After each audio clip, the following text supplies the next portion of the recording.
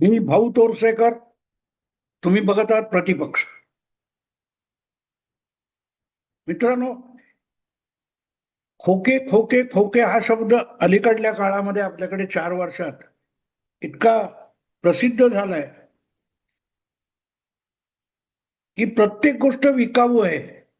खोके म्हणजे काय असेल ते 1 कोटी रुपये वगैरे, पेटी म्हणजे 1 लाख आणि खोका म्हणजे 1 कोटी, अशी माफियाची भाषा असते. आणि शिंदे यांनी 4 वर्षापूर्वी शिवसेनेत बंड केल्यानंतर खोके हा शब्द म्हणजे हे विकले गेले. 50-50 कोटीला 40 आमदार विकले गेले, अशा स्वरूपाचा एक प्रचार करण्यात आला. हळूहळू आता तो शब्द मागे पडलाय, पण अधूनमधून डोकं वर काढतो. त्यामुळे खोके, अगदी काल परवा मला वाटते सचिन अहिर असेल किंवा काही खासदार शिवसेनेतून बाहेर पडले, तेव्हा देखील झाले लोक किती विकाऊ असतात. असं बोलणारे विकाऊ नसतात याची काय गॅरंटी आहे? मला खरंच दुसऱ्याकडे बोट दाखवताना नेहमी म्हणतात की तुम्ही दुसऱ्याकडे बोट दाखवता तेव्हा 4 बोट तुम्ही स्वतःकडे दाखवत असता. आणि गेल्या जवळजवळ 10 वर्षामध्ये आपण अनेकदा ही गोष्ट बघितली. काँग्रेस भाजपमध्ये आजचे जे 4-5 प्रवक्ते आहेत, ते तुम्हाला असं दिसेल की 2014 नंतरच्या 13 नंतरच्या काळामध्ये पहिली 5 वर्ष काँग्रेसचे प्रवक्ते म्हणून मोदी आणि भाजप यांची राष्ट्रीय चॅनेलवर, टेलिव्हिजन चॅनेलवर अक्षरशः लक्तर काढणारे अनेक काँग्रेसचे लोक हे आज भाजपचे प्रवक्ते म्हणून मोदींचे गोडवे गात असतात. आता या प्रत्येकाला विकला गेला म्हणणार का तुम्ही? नाही मित्रांनो. त्या प्रत्येकाला गद्दार म्हणणार का तुम्ही? एका अपघात होणाऱ्या बोटीतून किंवा विमानातून, ट्रेनमधून उडी मारून कोणी आपला जीव वाचवत असेल तर त्याला गद्दार नाही म्हणता येत. आणि प्रामुख्याने जेव्हा सतत अपघात करणारा ड्रायव्हर असेल तर त्याच्या बरोबर राहून आपला जीव धोक्यात घालण्यापेक्षा बाजूला व्हावं. त्याचा हट्ट असेल मरण्याचा तर त्याला मरूच देऊ दे, आपण बाजूला व्हावं, आपण आपला जीव वाचवावा, असं वाटण्याला गद्दारी म्हणत नाहीत मित्र. त्या सरसकट कोणीतरी याच्यावर गद्दार त्याच्यावर गद्दार आरोप करणार, पण गद्दार तुम्हाला कालपर्यंत कळला नाही? मला आठवतं 2022च्या 19 जूनला शिवसेनेचा वर्धापन दिन होता आणि त्या मंचावर एकनाथ शिंदे बसलेले होते. त्यांनी भाषण केलं नाही. मला वाटतं त्यांचं नाव पुकारलं तरी त्यांनी भाषण करायचं नाकारलं. पण त्या भाषणामध्ये मुख्यमंत्री पदावर असलेले उद्धव ठाकरे म्हणाले होते की माझ्या पित्याने, बाळासाहेबांनी मला सांगितलंय की आईचं दूध विकणारा आपल्याला नकोय, त्याला जवळपास ठेवायचा नाही. आणि तो टोमणा कदाचित एकनाथ शिंदे यांच्यासाठीच असावा, कारण 24 तासानंतर एकनाथ शिंदे हे उद्धव ठाकरेंसोबत राहिले नाहीत. तिथून आजपर्यंत मागोमाग मागोमाग मागोमाग पाठोपाठ आपण बघतोय उद्धव ठाकरे यांच्या पक्षाचा फक्त ऱ्हास होत गेलेला आहे. त्यामुळे या सगळ्यानंतर आता आत्मपरीक्षण केलं पाहिजे, अशी एक पहिली प्रतिक्रिया मला वाटतं सुनील शिंदे या आमदाराने उबाठा सेनेच्या दिली आणि त्याचीच पुनरुक्ती संजय राऊत यांनी केली. पण आत्मपरीक्षण म्हणजे काय हे तरी माहिती आहे का? जेव्हा आत्मपरीक्षण करण्याची वेळ होती तेव्हा ते केलं असतं तर आज इतकी घसरगुंडी झाली नसती. पण खोक्याच्या बाहेर पडावं लागतं ना. दुसऱ्यांवर खोके खोके खोके म्हणून आरोप करताना तुम्ही जे खोक्यात बसलाय त्या खोक्यातून तुम्ही बाहेर पडायला तयार नाहीये. 4 वर्षापूर्वी जी तक्रार होती तीच परत आहे, ही उद्धव ठाकरे भेटत नाही. इंग्रजीमध्ये एक चांगली उक्ती आहे, out of box thinking. Out of box म्हणजे काय? खोक्याच्या बाहेर पडून विचार करणं. बॉक्स म्हणजे खोका. त्या खोक्याच्या बाहेर पडून विचार करावा लागेल. आत्मपरीक्षण याचा अर्थ खोक्यात अडकून नाही पडायचं. कोण मला खोके आणून देणार किंवा मी कोणाला खोके देणार, किंवा कोण खोक्यात विकला गेला, इतके खोके मिळाले विकला गेला. या खोक्यातून म्हणजे या समजुतीच्या खोक्यातून बाहेर पडावं लागेल. खरोखरच आपल्या भवितव्याचा आणि आपल्या भविष्यातल्या राजकारणाचा विचार करायचा असेल तर आत्मपरीक्षण करण्यासाठी पहिल्यांदा आत्मगुंग आहात, आत्ममग्न आहात, त्यातून बाहेर पडावं लागेल. जग कुठे आहे? ते कूप मंडूक हा शब्द आहे ना, विहिरीतला बेडूक. त्या विहिरीतल्या बेडकाला वाटतं की तो ज्या विहिरीमध्ये आहे तो जगाला व्यापणारा समुद्र आहे. आणि जेव्हा समुद्र बघायची वेळ येते तेव्हा त्याचे डोळे दिपतात. त्याला खरं वाटत नाही की एवढं पाणी असू शकतं. तेव्हा आत्मपरीक्षण म्हणताना आपला सभोवताल काय आहे बघा. आपल्याला लोक सोडून गेले म्हणजे विकले गेले. तुम्ही इतर पक्षातले लोक तुमच्याकडे आणलेत ना. अब्दुल सत्तार कोण आहे? प्रियंका चतुर्वेदी कोण आहे? मग आम्ही गद्दार विकत घेतो म्हणजे कधी कधी मला असं वाटतं की उद्धव ठाकरे जेव्हा किंवा संजय राऊत हे आरोप करतात तेव्हा यांनी आणलेले सगळे विकत घेतलेले होते. मग ते अब्दुल सत्तार असतील, भास्कर जाधव असतील, प्रियंका चतुर्वेदी असतील, या सगळ्यांना काय काय किंमत दिली होती हे सांगावं. आणि मी सगळ्यांना हे दिलं, मी सगळ्यांना ते दिलं असं जेव्हा तुम्ही म्हणता तेव्हा नीलम गोरेंनी मला वाटतं कुठल्या तरी कार्यक्रमामध्ये का दिल्लीच्या साहित्य संमेलनामध्ये मर्सिडीजचा उल्लेख केला. तो काय होता? उद्धव ठाकरे किंवा त्यांच्याकडे तिकीट पाहिजे असेल, संधी आणि पद पाहिजे असेल तर 2 मर्सिडीज द्याव्या लागतात. कधी पुढे येऊन उत्तर देऊ शकला तुम्ही त्याचं? शिव्या देणं ठीक आहे. तेव्हा पहिल्यांदा खोक्यातून बाहेर पडा. खोक्या बाहेरचं राजकारण समजून घ्या. खोक्या बाहेरचं राजकारण समजून घ्या. एखादी मुलगी आपल्याच आईबापांच्या घरातून पळून जाते, प्रियकराबरोबर निघून जाते. तो प्रियकर तिला 1.5 वर्ष भेटलेला असतो, कदाचित 4 वर्ष भेटलेला असतो. पण जन्मापासून पुढची 15-20 वर्ष ज्यांनी अपरंपार कष्ट करून त्या मुलीचं लालन पालन केलेलं असतं, ती मुलगी आपल्या परिवाराला सोडून, जन्मदात्यांना सोडून जाते. तेव्हा आत्मपरीक्षणाची गरज असते. प्रत्येक वेळेला मुलगी बरोबर असेल असं बिलकुल नाही. आईबाप पण बरोबर असू शकतात. पण बहुतांश वेळेला आपण बघतो की आईबाप वगैरे पालक मंडळी ही आपल्या खोट्या अहंकारापोटी, प्रतिष्ठेपोटी मुलीने निवड केली तर त्यांना अपमान वाटत असतो. मला आठवतं ना, माझ्या एका मित्राच्या 2 मुली होत्या आणि त्यापैकी पहिल्या मुलीचं जे प्रेम प्रकरण होतं ते आई बापाने हाताळून पाडलं, माझा मित्र आणि त्याच्या बायकोने. आणि कुठेतरी दुसरीकडे आपल्या मुलीचं लग्न लावून दिलं. आणि पुढे त्या मुलीला इतका सासरी छळ व्हायला लागला की तिला उचलून माहेरी आणून ठेवावी लागली.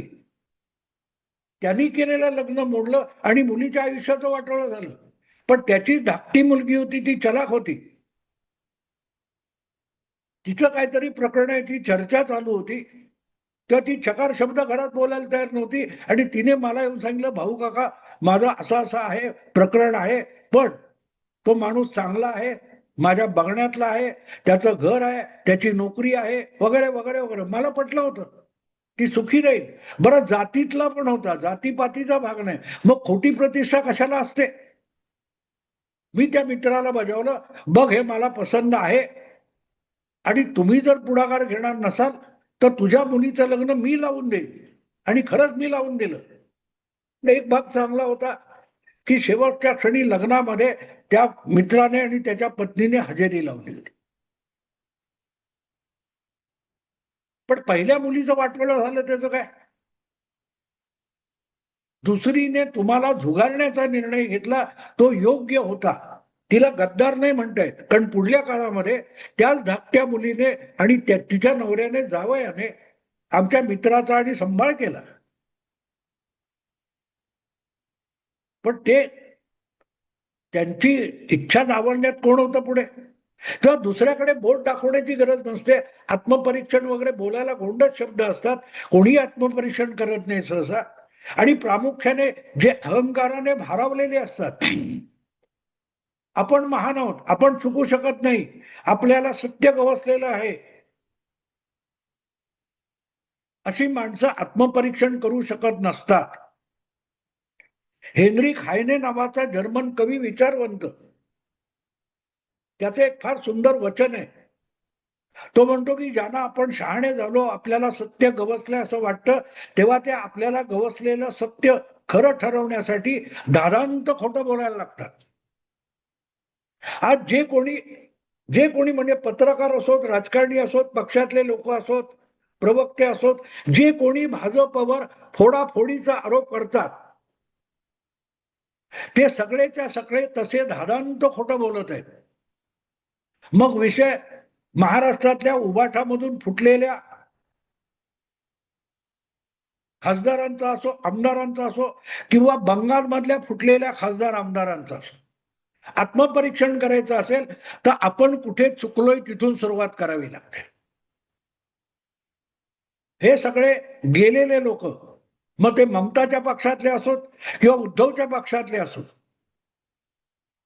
त्यांना आपल्या पक्षामध्ये न्याय मिळत होता का, सन्मान मिळत होता का, योग्य रीतीने वागवलं जात होतं का, याचा विचार करा. तिकडे बंगालमधल्या ममताच्या पक्षातल्या त्या खासदारांची, आमदारांची तक्रार बघा की ममताची आम्हाला भेट मिळत नाही.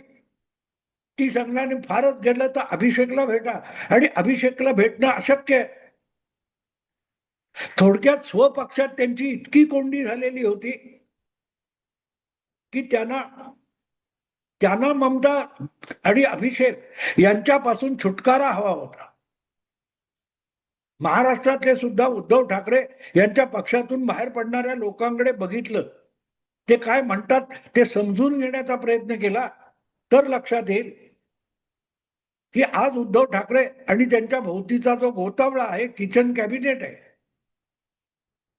त्याला ही लोक कंटाळलेली होती.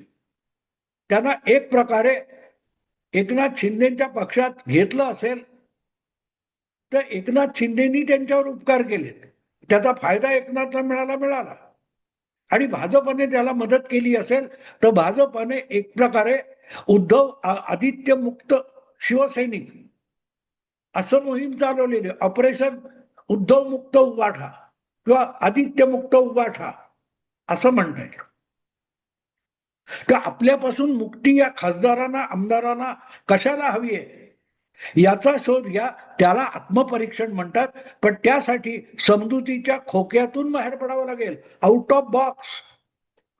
तुम्ही जो समजुतीचा खोका, एक बॉक्स तयार केलेला आहे की आपण फारच महान आहोत आणि आपण जे काही करतो ते बरोबरच असतं, आपण कधी चुकत नाही, अशा पुठ्ठ्याचा जो खोका बनवलाय, आणि त्या खोक्यामध्ये तुम्ही गुडुप्प आत जाऊन बसलेले आहात, त्या खोक्यातून बाहेर पडावं लागेल.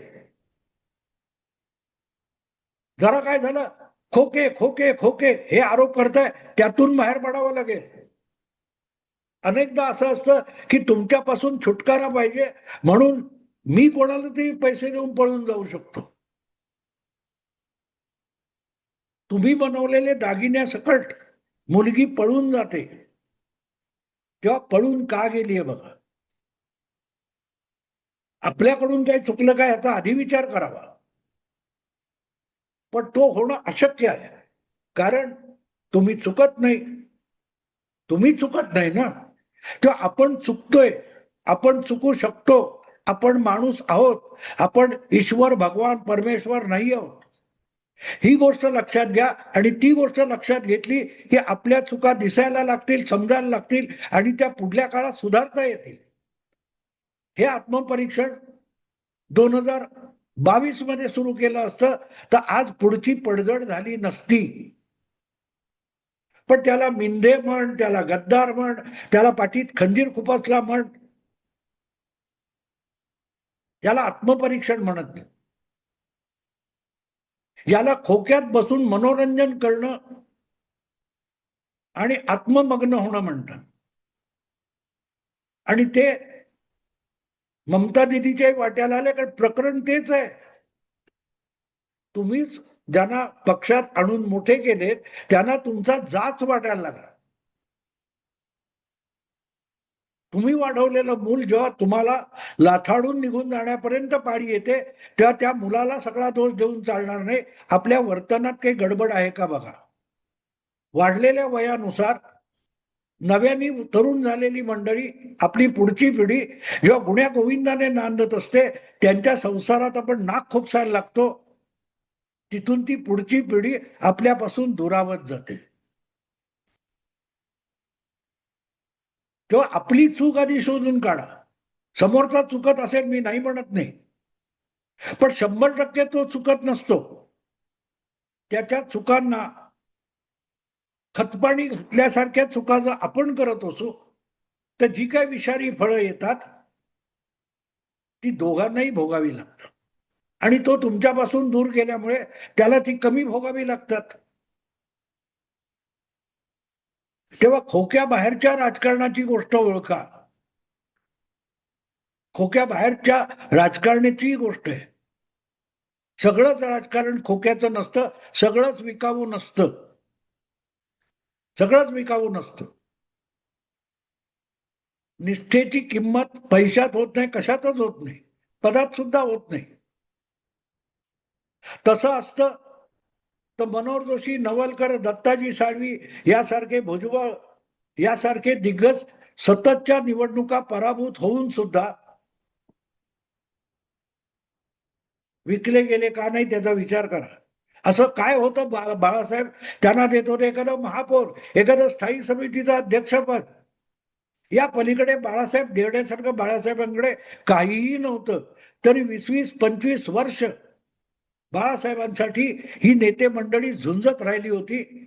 आणि तुमच्याकडे काल आलेले लोक आज पळून जातात आणि मी दिलं म्हणून तुम्ही रडारड करत बसतात. यातून आत्मपरीक्षण होत नाही, होणं शक्य पण नाही. तेव्हा पहिले खोक्यातून बाहेर या, राजकारणातली वस्तुस्थिती समजून घ्या आणि आपली अवकात, आपली क्षमता पण समजून घ्या. तर यातून तरुण जाता येईल, नाहीतर बुडणं अपरिहार्य आहे.